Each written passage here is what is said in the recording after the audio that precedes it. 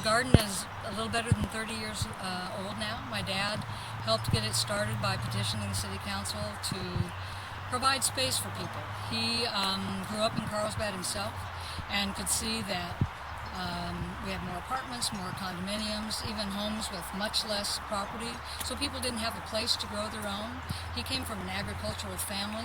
He always believed that you shouldn't just plant vegetables, you should always have flowers as well. So we never had a garden that didn't have some flowering plants of some kind.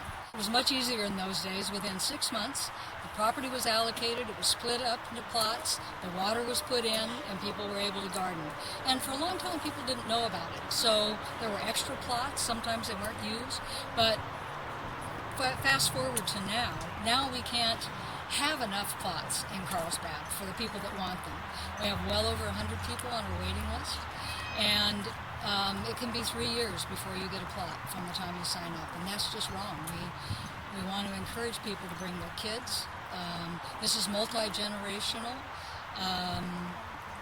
Represents really the city of Carlsbad. So we have a 3-year-old who raises her own keenies. She calls her zucchinis because you can't say it all, but she told me, I have keenie today, and so kids will eat that kind of thing if they participate. So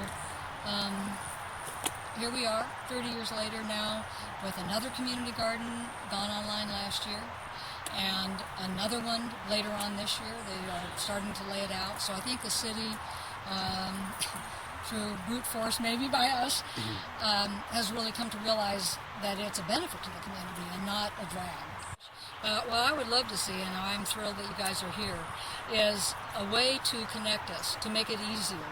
So if we work together in San Diego County to really support each other, understand, hey, El Cajon gives the land free, or San Marcos has a page on their website about the community garden and really advocates for it, then I can take that information, if that's what I want in Carlsbad, and say, here's what other places in the county are doing.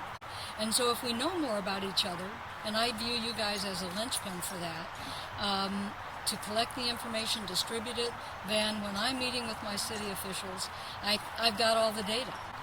I think it would be wonderful 5 years from now that we have so many active community gardens that every spring and fall we could have a garden tour and rent a little city bus and go around and visit all of them. Those are all really important parts for you to understand who's in your own community, I think.